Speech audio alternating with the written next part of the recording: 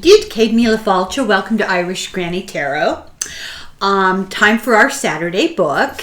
Now, I had a really hard time picking a book this week. I've kind of between books. I have a couple on order. They didn't get here. I ordered them too late, truth be told. This is a book that I had sitting around, and I sort of gave up on this weekend, and I thought I'd have to make my excuses. And this is a book that I've wanted to read just for myself. And I got a couple of pages into it, and I thought, this is really an interesting story. Maybe I can do something with this. And I'm glad I did, because this is something I haven't given a whole lot of thought to, actually. Didn't follow the story very much, actually, when it happened. And it ties in nicely with Wajahat Ali's book, Go Back to Where You Came From, about the immigrant experience. Here's a different kind of immigrant experience for you. So, this is called The Brothers, The Road to an American Tragedy by Masha Gessen. We've done a book by her before. I think it was about authoritarianism. If it was longer ago than yesterday, I'm not going to remember. But if you look back on the videos. And this is about the Boston Marathon bombing. Very interesting story. And remember that Masha is originally from Russia, and of a Russian Jewish family that left, and then she's been a journalist. So let's get into it. This book was written in 2015, and it's called The Road to an American Tragedy, The Brothers. Chapter 1 is called Love, and it starts in 2013 in Dagestan, which is one of the 80-something republics that ended up being part of the Russian Federation after the breakup of the USSR. The leader, kind of by default, became the leader, was an associate of Putin by the name of, and now be prepared because my Russian/Chechen is a little weak. So this guy's name is Ramazan Abdullatipov. And this book's describing the road to the capital called Makhakkala, which is lined with modest two-story houses that are unfinished. And the description in this book of life in a lot of places in the Caucasus especially is just bleak, really, really bleak. And I would recommend go on YouTube and type in Caucasian, meaning from the Caucasus, not meaning glow in the dark. Caucasian dances. They have a lot of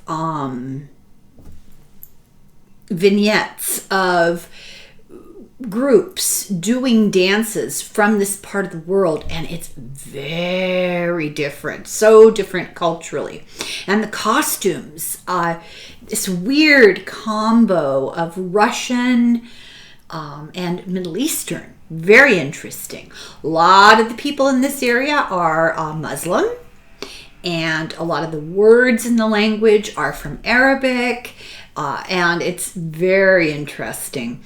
There are also a lot of videos that you can watch. I go down these rabbit holes, A lot of videos you can watch of weddings from these little villages, and it's like something from the past. Well worth looking into. So there's a big description of this area.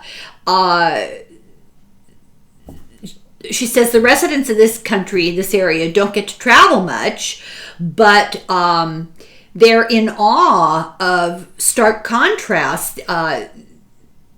When they do get to travel, they can hardly believe what they're seeing. People in other parts of the Russian republics and of their own country, don't fill their cars with natural gas while they stand smoking, making the point that there's a lot of sort of, I want to say kind of reckless behavior. It's not quite the right word. Behavior that is not quite as perhaps regulated as it is in a more westernized country. Other folks don't feel they're okay as they smoke. And in another country, nearby people have the concern for human life. They actually are shocked coming from this little town of Makachkala. They're shocked to see in other places when people go to fill their cars with gas, they get their passengers out in case there's an explosion. So there's some value to human life that's maybe slightly different in this area. The Russian Federation is made up of 83 self-governing areas. Some are republics, called republics only because they're allowed to pick their own language. There's really not the kind of freedom that word would imply. They're usually populated by non-Russian ethnic groups, which is what distinguishes one from another. And culturally, they really are living in the past. It's really remarkable to read this book. And I had to gloss over some of it just in interests of time. So if you're interested in that kind of sort of travelogue history type book, this book is for you. Dagestan is a 2.5-hour flight southeast from Moscow, and it's as culturally remote as possible. Its borders are Georgia, Azerbaijan, and Chechnya. It's one of the very poorest part of Russia, and it's always been that way. It's also always been one of the most embattled. Keep in mind now we're talking really separate ethnic groups with really separate languages and really separate religious practices and cultural practices. And they do not mesh well. These diverse ethnic groups are very defined in their identity, and there is no real overall national identity as a result. And so you're talking about a lack of cohesion. Makachkala is a town without a legend, unsuited for normal life. In the 19th century, it was a fort, which eventually became a town. And there are more than 100 ethnic groups with all their own languages living in this republic. For example, some of the streets are named with that in mind. So there's Armenian Street and Persian Street. Of course, I believe in Russian, maybe in the local language. There doesn't seem to be one cohesive local language. The Soviet communist authorities have had little influence in this area. It's too, they would call it barbarian. There's a real disdain. The people lived in old barracks that were left over from the forts. They lived in sheds. The impression that you get is that there is no money and there's not a lot of municipal cohesion, and like no plumbing, no cooking facilities. People cook on wood fires outdoors. The neighborhoods are balkanized by ethnic identity. If a guy tries to marry the girl next door, the neighborhood next door, he'll get knifed. And women are, second-class citizens for sure. The single unifying culture of this city, if you want to call it a city, is the prison that's there. When Stalin died in 1953, there were 8 prison camps in the city. It seems to me, from what I've read, that most of Russia was a gigantic gulag, that most of Russia was prison camps. Many inmates stayed in the prison upon release. They just took down the wire and they stayed in the barracks, and that became home. They didn't need to build houses. The city jail is now on top of a hill, and it has a in-jail industry of making switchblades. Nice little irony. And the switchblades are actually smuggled out and sold on the black market. And every male over puberty carries a switchblade. There is no legal economy. Clothes are handmade. Shoes are handmade. They eat mostly what they can catch. They catch fish in the nearby river, poaching because it's illegal.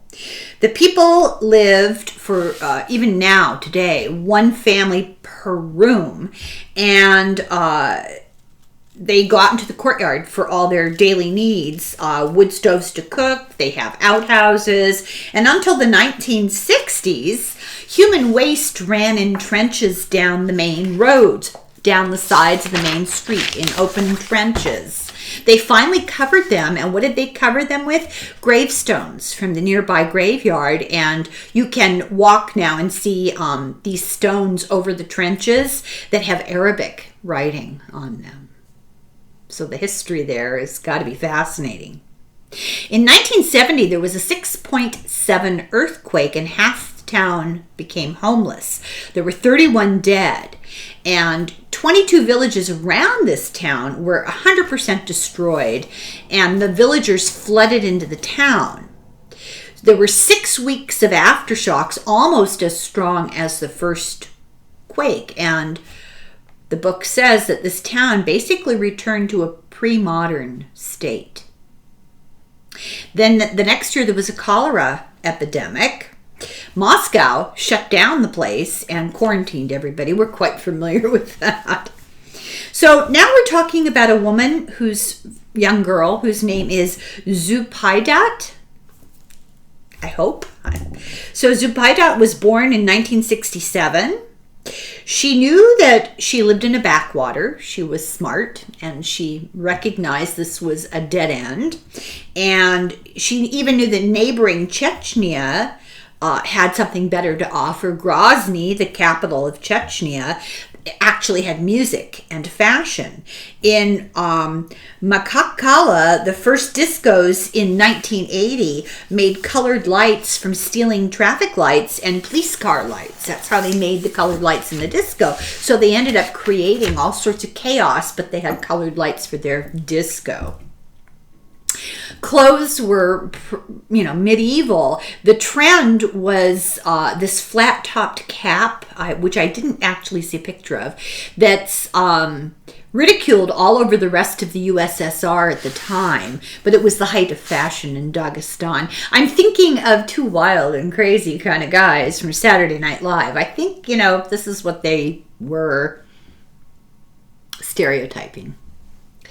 The most prized possession of the young, now this kind of puts the economy into perspective. The most prized possession, if you were a teenager, was a white plastic bag that had a full color ad on the front for Wrangler jeans, and it cost 5 rubles on the black market when a loaf of bread was only 3% of that. And the people were hungry. Wow. Everyone knew everything about everyone because it was so tiny. They had one Orthodox church, and across the street was the abortion clinic. And to enter either one could ruin your reputation because at the time, religion was proscribed by the Soviets. And abortion, although it was the only form of birth control, and you weren't supposed to have premarital sex. Women were supposed to stay home and have babies. They had extremely high birth rate. So to go into the abortion clinic, it wasn't having an abortion was bad. It was being unmarried and having sex was bad. And then being married and not wanting to have a huge family was bad. The whole area was ruled by a custom of behavior called adat, A-D-A-T, where there's male dominance, and this is supposed to be a system that originally was derived from Islam, and most of the people here were Muslim. The religion was disallowed by the Soviets, but they practiced it as a cultural thing at home. It was more of a culture than a system of worship. And in this system of adat, the eldest brother rules everything. Zubaidat was Avar, A-V-A-R. This is an ethnic group. She had to ask her oldest brother permission if she wanted to leave the village. And he lived with a different brother in Moscow, so she had to find a way to get in touch with, wait a minute. One of them was in Moscow. One of them was close to Siberia, and she had to get in touch with the one in Siberia first, and then they had to consult with the one in Moscow. She had no agency over her own decisions. It took the brother, she finally got there, and it took him a month to think it over. She was allowed to stay for a while, but the understanding was that she inevitably would need to return to the village in Dagestan for an arranged marriage. Now, this was not like a strictly arranged marriage like you might think. It was kind of a family agreement that they needed to stick with. And they were not allowed to marry outside their ethnic group, period. They did honor killings. If women had premarital sex, it was punishable by death. Her brother was in a place called Novosibirsk, which was vast and uncrowded for a city. It had big, wide streets in the grand central Soviet style with squares, city squares, and big, wide avenues. The brother lived in an old German POW-built two-story building. So she hung around for months because it was a lot better than her village. One night, walking home, a young man started to follow her, and he came up to her. It was obvious he was Chechnyan because people have a distinct ethnic look. And she was also Chechnyan descent, but a small, everything's broken into smaller ethnic groups. So her group was part of Chechnyan and his group was part of Chechnyan, but they were from different Chechnyan groups. So she said, oh, well, we're ethnic brothers and sisters. We come from the same land. His name was Anzor Tsarniev. And they were both called the Swans because unlike a lot of people in the area, they were very, very, very skinny, and they were teased for that. So he fell in love, and this is unusual because in this culture, you didn't fall in love. Men would target a woman and go to her father's house and kidnap her, and literally with force kidnap her. You can see this on YouTube as well. It's just unreal, and it happens in a lot of cultures. It's different, very different. So he didn't think that they'd be able to get married, neither did she. She realized that because they were from separate ethnic subsets, different neighborhoods, the parents wouldn't allow it, and so they would have to run away together. So going back, now this is in the 70s, going back to 1944, by decree, the Soviet government exiled the Chechens for collaborating with Germany. Germany had occupied that area of Ukraine and Belarus where the Chechens were native in the Caucasus. And Stalin, who was Looney Tunes, was obsessed about this, blamed the Chechens for collaboration. Now, they were invaded and occupied. They had no choice, but he entirely put the blame on them. And his attitude was, if you get taken a prisoner, you're a traitor. And if they got freed by the Soviets, they managed to escape during the war, Stalin sent them to the Gulag. So now millions of people in the Caucasus are suspect in Stalin's eyes. So he wanted to eliminate the entire population of Ukraine and Belarus. Interestingly, he was half Ossetian, and Ossetiin, which was from the Northern Caucasus. And they're Christian, and they're suspicious of Muslims. So there was religious and ethnic prejudice going on. The largest group of Chechens was these people in the Northern Caucasus who were never occupied and were loyal Soviets. Looked down on everybody else. There's 7 different ethnic groups, or 1.5 million people in this Chechnyan area of the Caucasus that were exiled by Stalin from their traditional homelands and forced into railroad cars and sent to Central Asia. And this is like before the end of the war. Sent to Central Asia, to Kazakhstan and Kyrgyzstan. already there were small groups of people called Kalmucks. And I'm just butchering these words, I'm so sorry. The Kalmucks were Buddhists from the West Caspian Sea who'd been moved.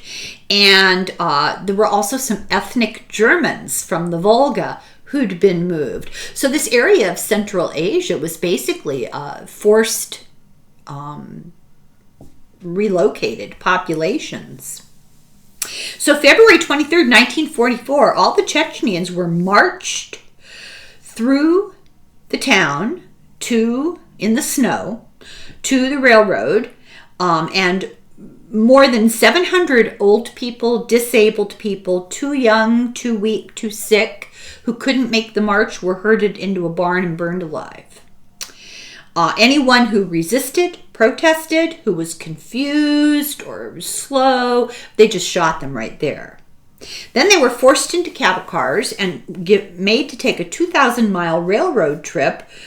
No food or water, no stops. 500,000 got on these trains, and only about 85,000 arrived at the other end. And this has never been investigated. There's never been a human rights commission, this just sort of happened, and oh well, it's over now. There were no stops for food or water or the toilet. Typhus broke out on the trains. When they finally arrived where they were going, there were 800 people with typhus on the first train.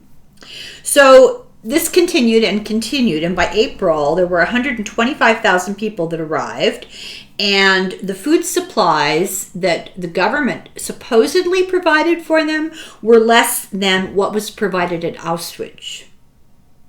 So of these, 52,876 were deemed fit for work, and in 4 months, there were only 43,000 roughly left who were fit for work. And 4 months, 5,128 had died of typhus and starvation. Then the summer came and malaria broke out. Rations were never given to them. They ate grass. They were called special settlers, and they were resigned to eating grass. And if you see the movie, I'll have to look it up. It's Sarah Kendzior and Andrea Chalupa. Andrea did a movie. I can't remember the name of it, The Man from Somewhere. But it's about the Welsh journalist who sneaked into Ukraine and documented the starvation that happened, and actually before this time, but not that long before this time. This was sort of a continuation of it, a new wave of people subjected to the same thing. Once Stalin starved the Ukrainians, he started shipping other people into the area. So anyway, some of them got provided with rooms in collective farmhouses. So there'd be 2 rooms in a farmhouse. The farmer could keep one, and the special settlers family would have another. And typhus spread to all the locals, and so there was animosity from the locals. Some of them were put in unfurnished and unheated apartments, 3 families to a room. And some of them were forced to live in the common areas of the village, like meeting halls and cafeterias, and some were put in tents and mud huts. The locals were ordered to bury the dead, and to build shelter, but they had no supplies. They had no building supplies and no tools. So, the people were starving to death, and then they were given a few bags of seed to plant for grain for the following year, and they just ate them. And so the next year there was no harvest. They had no civil rights. They were deemed, a phrase that I'm sure we're all familiar with now, enemies of the people. Every week they had to check in with the secret police. They even needed a special permit from the secret police to go to the doctor. One local chairman loaded 7 families onto carts and dumped them on the side of the road outside of the next town. Others ignored the settlers, refused to sell them anything when they came into the shops, and they would beat them to death, including children, when they saw them on the street. So this is what happened to Anzor's father, who was 13 when all of this happened. They were rounded up, the men to build, well, the ones able to work were rounded up to build a hydroelectric plant. Many of them were completely naked and starving. They had no shelter and no food. More than half of them died in the first 3 to 4 years. I'm shocked they didn't all die. The survivors slowly managed to assimilate, but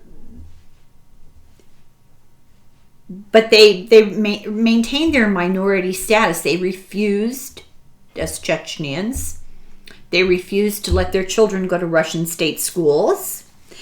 They were never given real access to the Russian economy, but they established what became known as gray markets. So there was a certain amount of interchange going on. They spoke Chechenian at home. They didn't intermarry with anybody, and they lived according to the custom of a dot. So they never became assimilated Russian. Well, 9 years later, in 1953, Stalin died. Khrushchev began to lift restrictions, but nobody knew what to do with these people because now they were not only displaced and completely dependent, poverty-stricken, they were angry. So after the Chechens were removed from their homeland, the homeland was populated by unloading orphanages in that area. And Stalin was a piece of work. They got as little help as the Chechens got, and so the Chechens could not be returned to their homes because now they were occupied, and they began to go back and take over unsettled land close by in the Caucasus. So the government needed to do something with them, didn't know what to do with them, and did something very cynical, passed a law that they could go. They were free to go wherever they wanted to, but just not back to their homelands. Eventually, there was a very controlled and corrupt program of resettlement that developed into their old homeland, but many chose not to go back. And one of these, a guy called Kasanbayev, would be a surgeon in the Chechen War in the 1990s and would escape to Boston, and he would eventually help the Charnevs, the brothers, to come to the United States. In the 1960s, the Charnevs stayed in Kyrgyzstan. Now, Zandy was the 13-year-old who was relocated with his family when Stalin moved the Chechens. He had the son, Azor, I think I said that right, who was in love with Zubaydah. So they made a decent living. He made a decent living, the grandfather basically, running a dump, a metal recycling place. But he was a homegrown tyrant. His wife was never allowed to leave the house. She just had one kid after another, and this would be Anzor's mother. And nobody ever saw her. Neighbors didn't even know what she looked like. So in 1985, Anzor returned from the military service. Remember, he had just, well, I guess I didn't say this. He was in a uniform when he followed Zubaydah on the street. And so he returned and he married her. And their area was an industrial area with half ethnic Germans. And so they were able to sort of stay at this big city and blend in. They didn't return home. But Zubaydah was not, this is chapter 2, by the way, called Wandering. She was not supported by the women of his family, which would have been the custom. She was suspect because Avars were not considered the right brand of Chechen. Her mother-in-law, Liza, was a victim of terrible domestic abuse. She was kind of a quiet and invisible woman. You get the impression women's lives were hell. Zubaydah and Anzor were equal partners, which was shocking to everybody around them because it wasn't typical. She was outgoing and outspoken because she'd lived in the city, but the in-laws blamed it on the fact that she was Avar and not of their particular subgroup of ethnic Chechen. They ended up working on his uncle's cattle farm, and she was a very unhappy city girl in this situation. But she gave birth to a boy in October of 86 that they called Tamerlan. And they decided to move elsewhere for his sake. He had no future there. They moved back to Anzor's parents' home, and that was because in their custom, a child belongs to the father's family, and he was the first grandchild and the first grandson. So he belonged to Anzor's family. His mother, Zubaydat, had no say, control, or power in raising this child or anything that happened with him.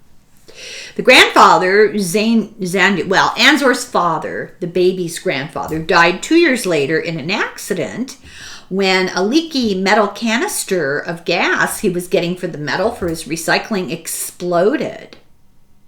Liza, his wife so badly abused, moved in with her daughter, who was a lawyer.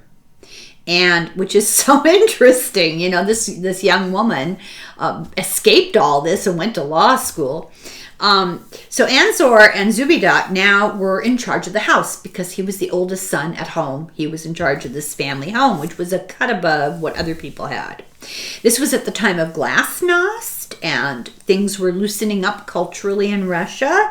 And they used to have public showings of videos, and it opened up people's minds, and it opened up borders. The ethnic Germans left, and some of the Chechenians left. So the ones that remained realized, okay, the borders are a little more open, and they began kind of a common way to make money became driving trucks, like long distance transport. Eventually, Zubaydat had the little boy, Tamerlan. Then she had 2 girls, but Tamerlan was, as the boy, he was the perfect one, the golden child, the center of attention, everything. There was a lot of a growing organized crime trade in the area with marijuana and opium.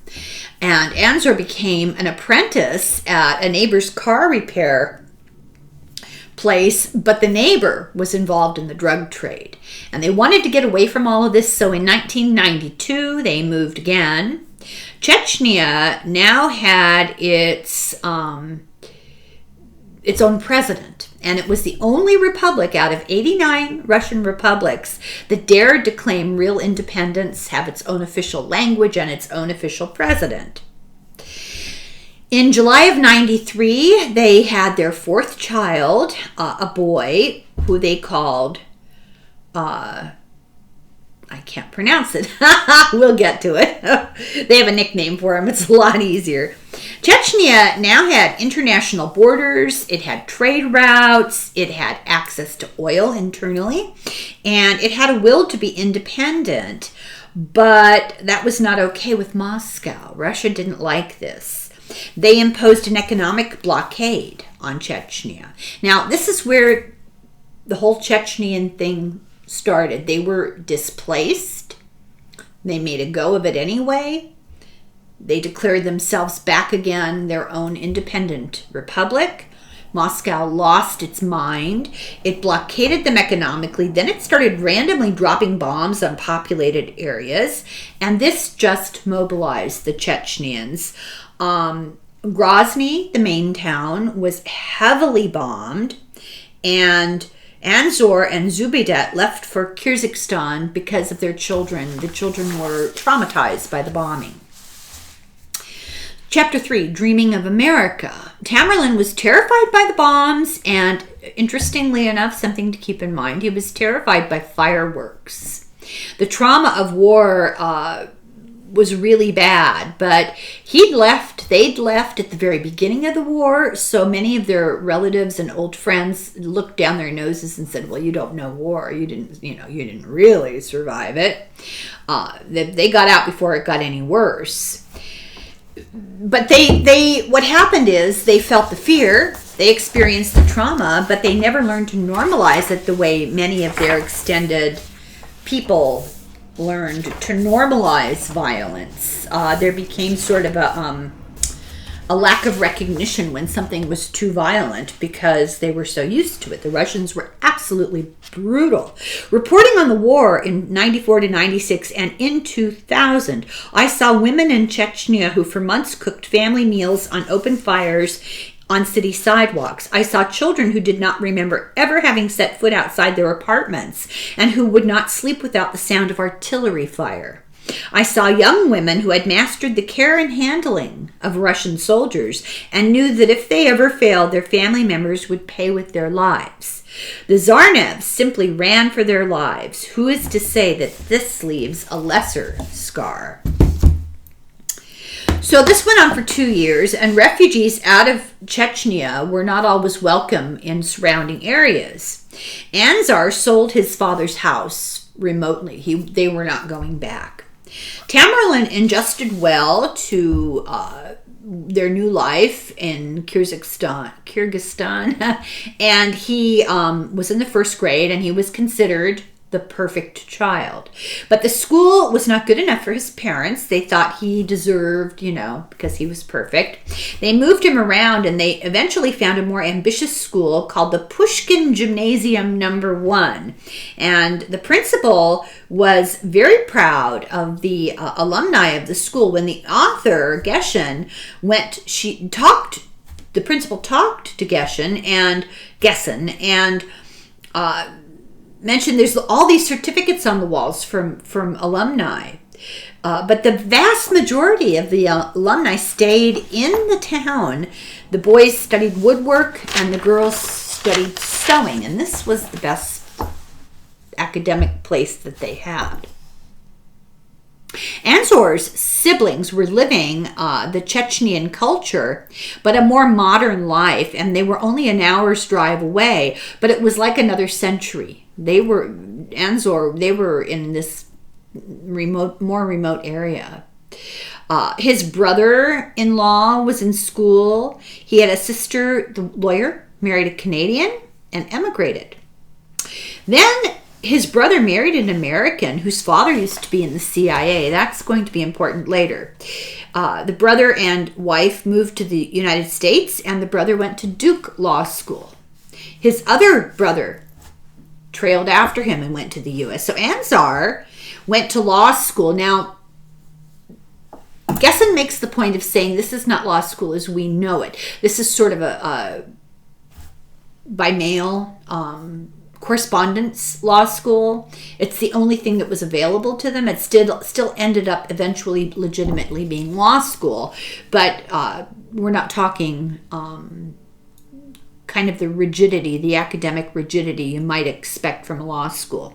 So he went to law school, and he often flashed a fake ID he got from a prosecutor's office working, but he didn't really work there.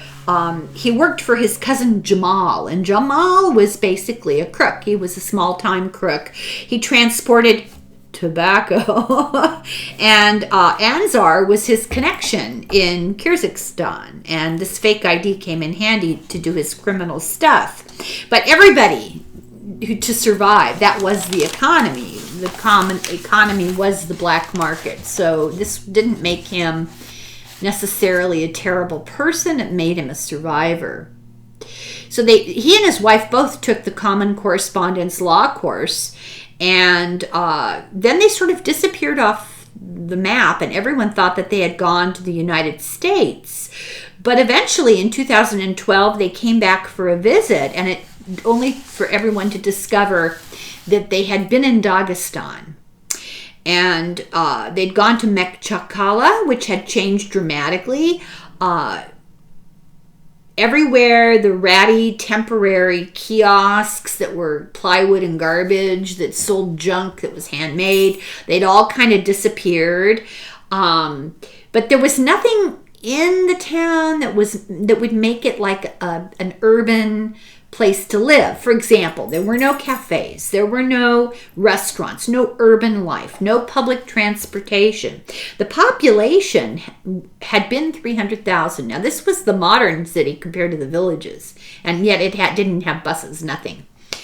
All of a sudden, in 10 years, it became 800,000. And everybody was a newcomer.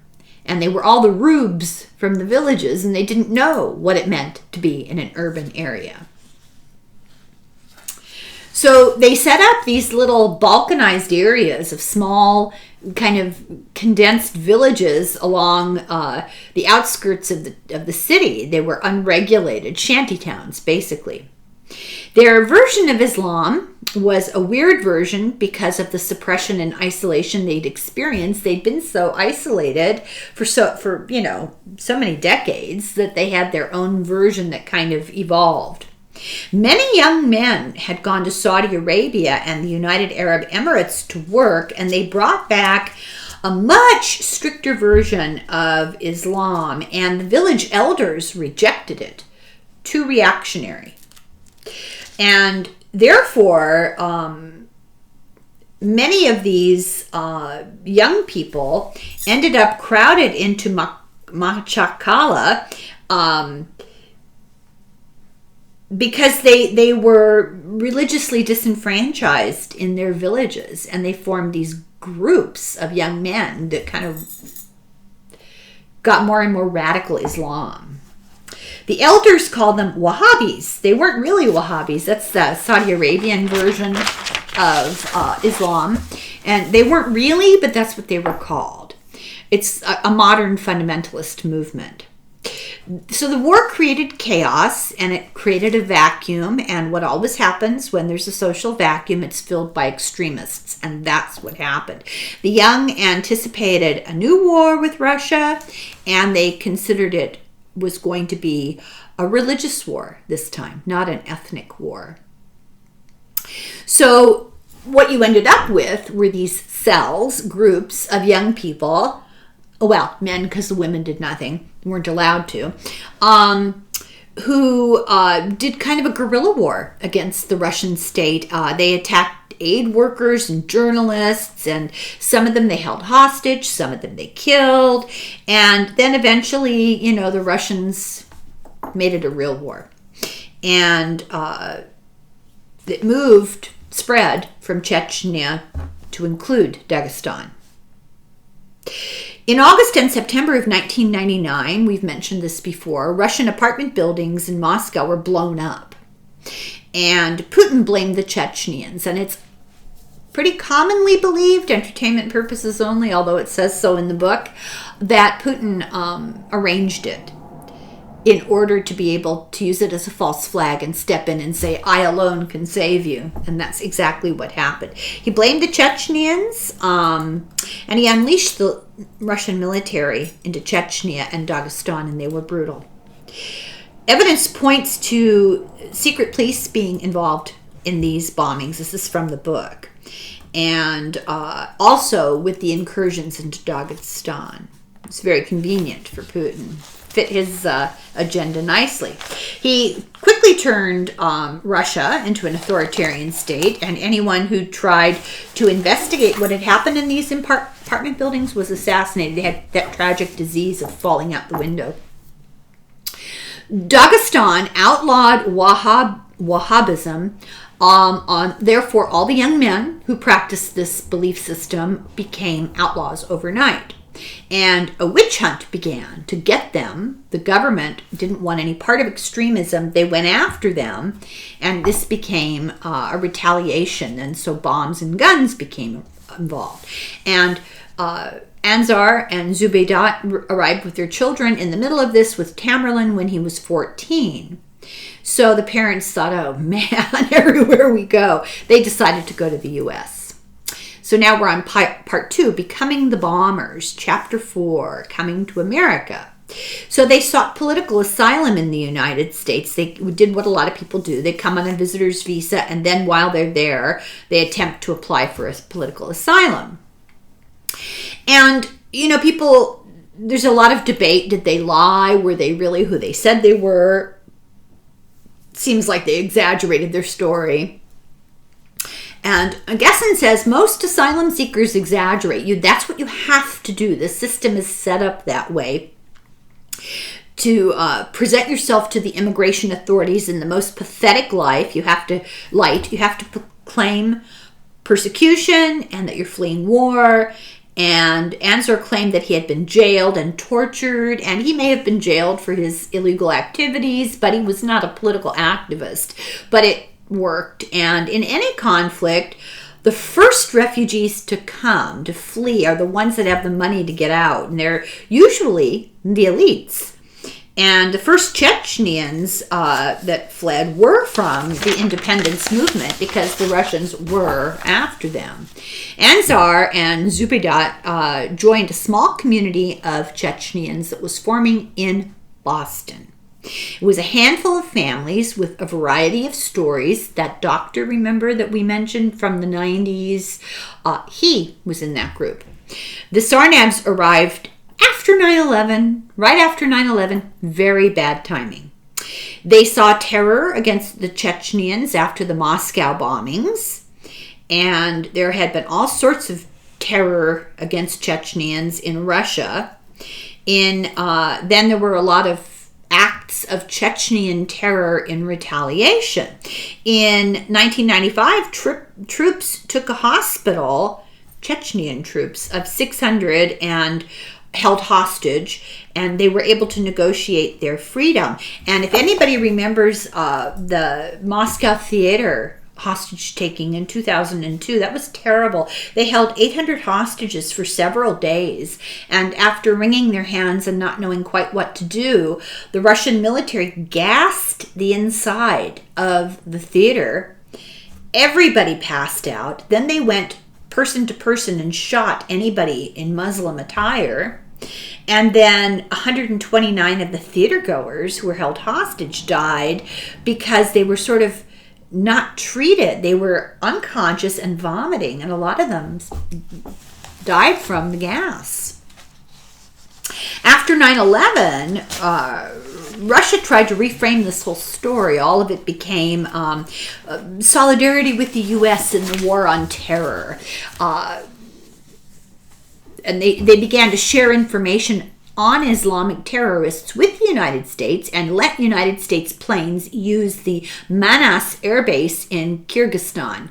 So, we weren't always at each other's throats quite as much as we are now. Putin welcomed the American Air Force and traded for information on their version of terror. I mean, they handed people on a silver platter to U.S. intelligence, who may or may not have had anything to do with anything other than the bad luck to be born Chechen.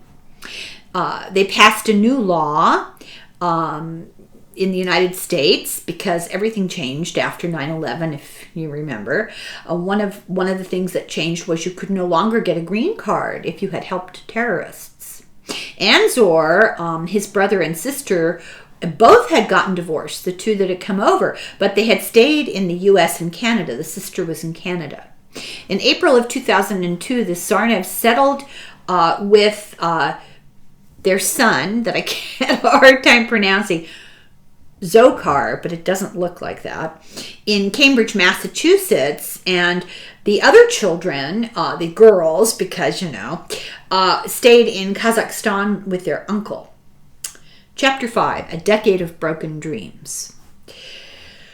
Gina Herlihy, in her late 60s, had rented 2 cheap apartments in a 3-family building. So these buildings, apartment buildings in Boston, that are called 3-family units.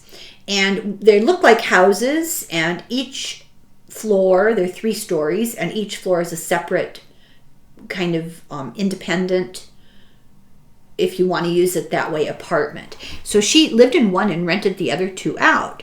She spoke Russian. She was kind of a do-gooder, and she took in the Tsarnavs and rented to them at a very low, below market rate, because they claimed that they were lawyers and they had embellished their story, which is totally understandable. Immigrants do, and they told her that Zubaydat was, they were lawyers and she was going to apply to Harvard Law School. Zokar stayed with another Chechen immigrant family to end his school year. He didn't move into the house when, I don't know where they lived when they first got here, but then they got this house. He stayed in the original place they went and moved, and he was learning English very fast. He had a knack. So Anzar couldn't work for the first year because those are the rules of immigration. So he had to earn money under the table fixing cars. Zubaydat learned English and began doing personal care attendant. And in 2003, they got their asylum and they brought the rest of their children over. They qualified for Section 8 housing subsidies, which helped. Zokar was charming, but he didn't think for himself. He was a bit of a chameleon, and everybody said that he was really nice and such a great guy, and kind of changed with the wind. So their siblings were behind in school because they had been subjected to this war zone situation. And so the landlady, Gianna Hurley, tutored them, and Tamerlan struggled learning English. He was the family's golden boy, but he had trouble with English, and they had no money for college, so he was sort of at loose ends.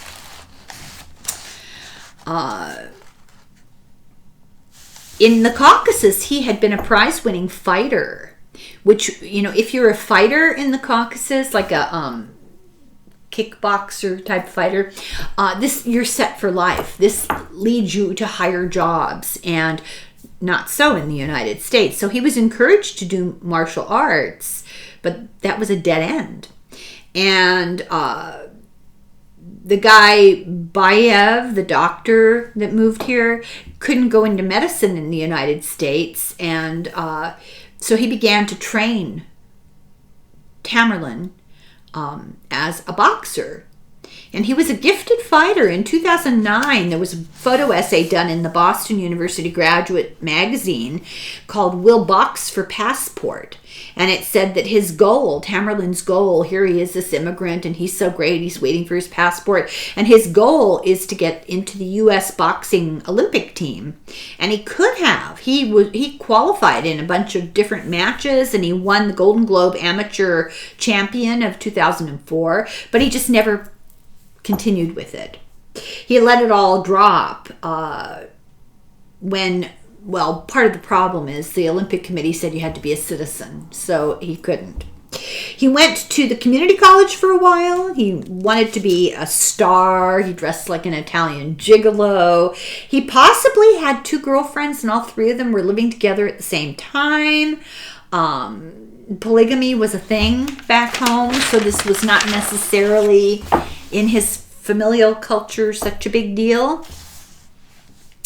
His father was against him marrying one of them, who was an American. Her name was Catherine.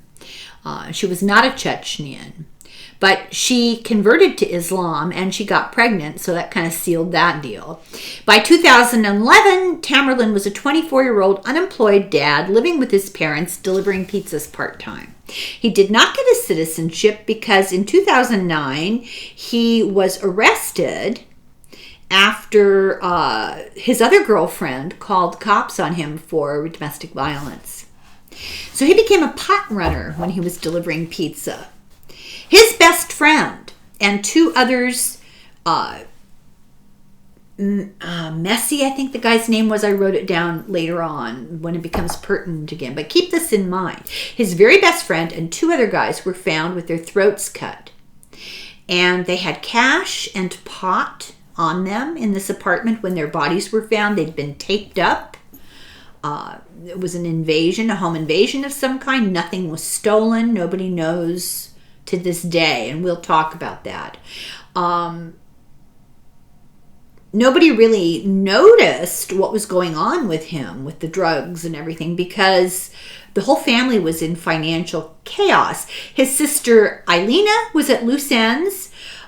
She was in high school in Boston, and she was getting in trouble all the time for getting into fights. So they took her out of school, and she was married off to the younger brother of his uncle's wife. Very complicated. And while she was a high school freshman. And this wedding happened in Dagestan. And then they came back to Boston. She was pregnant. The year after the birth of her child, Tamerlane's nephew, her husband was arrested for domestic violence. Now, this is typical behavior for Chechnyan men. This is not considered a crime or something bad. Men beat up women all the time there. So he kind of fled the charges. He went back to Chechnya. So this kind of caused a split with her brother Ruslan, because remember, her husband was her brother's brother-in-law. That's complicated. So she kept the baby, and it was very bad because the baby should go to the husband. Remember, in their culture, that would have been the thing to do. Then his other sister, Bella, was caught holding hands with a non-Muslim. If this had happened in Chechnya, she would have been killed. Tamerlan knocked the kid out. Bella was taken out of school and told her it was time to marry. She was sent to Kazakhstan, and she actually went for Alina's wedding, and then they didn't let her come back. And she was engaged, and after her wedding, she lived near Grozny, but she got really sick. She got cytomegalovirus. So cytomegalovirus is kind of related to herpes, Epstein-Barr, mono, and some forms of pneumonia. It has a variety of manifestations. It's it can infect parts of your body, organ systems. It can cause heart problems and brain problems, and she had a rash and a temperature, and she was pregnant. It can cause birth defects. So she returned to the United States to give birth, and her husband was supposed to come with her, but he was denied a visa. So she went back, and she got sick again, and it cost them a fortune to get her back into the United States for treatment. Meanwhile, the baby was left in Kazakhstan. But Zubaidat, the grandmother, Anzor's wife, Tamerlan's mother, try to keep all these names straight, she went back and got the baby. Anzor quit pretending to be a lawyer. He had health problems, probably related to excessive use of cigarettes and alcohol. He wasn't that old, but he looked much, much older. He developed a reputation as a really reliable mechanic with the immigrants, but his neighbors hated him. They lived across the street from a new condo complex, and he started using the driveway across the street to set up his workshop in the driveway, blocking the drive. And he would fight. He would get physically belligerent with people who lived there who complained. He got in a fight in 2009 and had a skull fracture from it. I mean, physical fights. He was only 43, but it's said that he looked much older. Zubaidat enrolled in beauty school, and she did great at her job. She was actually really good at it. She graduated. But the salon died out when the economy tanked in 2008. And there were rumors that people didn't want to go to her because she got more and more religious, and they didn't want to hear about it. Customers. So the family, by 2010, was struggling with English, in big-time debt. Tamerlan was dealing drugs. Anzor was ill and fixing cars on the street. The neighbors hated them. Bella and Alina both had no high school diploma, and both of their marriages had failed, and one of them was really sick. Because their children lived with them, the two sisters' babies lived with them, they had no hope of ever remarrying a Chechnyan, because no Chechnyan man would marry you if you had another man's child in your house. Plus, Alina's son had learning disabilities. So all these people were living in a 3-bedroom apartment, 6 adults, 2 toddlers, and a teenager. The kids hung out across the street. The teens hung out across the street at the condo. These people at the condo must have loved these people. There was a barbecue area, and they would drink and smoke and play loud music. It was crowded and cluttered, and the whole thing was just like a refugee camp. In 2008, Alina finally got placed in a place of her own by a battered woman's shelter, and she made friends and moved to New York City. Zubaidat brought her home from New York City, There's a lot of chaos around these two sisters. I imagine that they were between two cultures. The mother went and got them, brought them home. Both of the girls claimed they'd lost their documents. So they had been in beauty school, and Bella was in X-ray tech school, and they claimed they couldn't go anymore because they'd lost their documents. And in 2010, Zubaydah left all of them and went back to Russia alone for 6 months. And when she was gone, the two sisters took their children and moved together to New York, where Elena was arrested for passing counterfeit money. And when she went to court, she claimed to the judge, "I was indigent, I had no choice."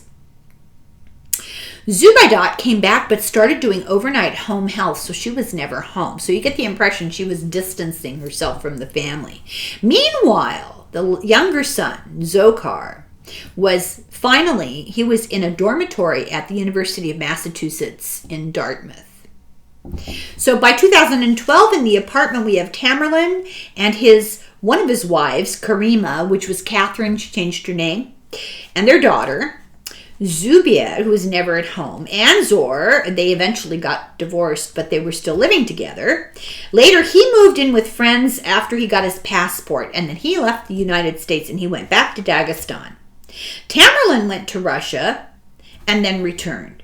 Zubaydah went to Dagestan to care for a dying brother, and she couldn't return because she had shoplifting charges in the United States. So Karima, the daughter-in-law, Tamerlan's wife, took up Zubaydah's old job of a healthcare person, and Tamerlan stayed home and babysat their daughter. In 2009, Zubaydah and Tamerlan began to study the Quran together on the internet. He was still smoking pot, and he was really into the movie Zeitgeist, which is a conspiracy documentary, and he started blaming the U.S. government for all kinds of things. Islam provided this family with a sense of connection to Chechnya. And interestingly, as more and more of them immigrated from Chechnya, they brought with them a more religious form of Islam, a more extremist form of Islam. In fact, the women began to cover themselves, the head thing. And before they didn't. They lived very Western style. And then Tamerlan on the internet got caught up in the protocols of the Elders of Zion. A patient of Karima's was into conspiracies, government conspiracies, and anti-Semitic conspiracies. And this patient gave the family a subscription to the American Free Press, was a libertarian, anti-communist, anti-Jewish publication, which was far less nuanced than the information that their landlady had tried to get them to pay attention to. She tried to get them to watch Bill Moyers. So Tamerlan started, supporting Ron Paul, his wife Karima, and he refused to vote, but they still took public assistance, and their landlady got mad at them. She said, "You can't do that. If you're not going to vote, if you're going to criticize the government, you shouldn't be taking money from them, and I don't want you being my renter." So she asked them to move. Zohar had been doing well in school, but he'd also been smoking a lot of pot. He had a teacher who helped him to get his name changed to Jahar, which was easier, believe me, to read and spell. And this teacher tried to mentor him. Brian Williams, who taught at the University of Massachusetts, says that Chechnyan jihad, that concept, is a myth. Not true. Zohar began posting on Russian Facebook as both a Russian and a Chechnyan. And eventually, this is before he got accepted to the University of Massachusetts. Anzor and Zubaydah misrepresented how life was, and they said that they weren't divorced and that they had a lot of money when they communicated with families back home, and none of it was true. So they created this mythology of what their life was like in the United States, and it wasn't true, and eventually would become a problem. So this is the end of this chapter, and I'll stop video 1 here, and we'll start video 2 here in a minute. So thank you for watching, and I'll be back in a minute.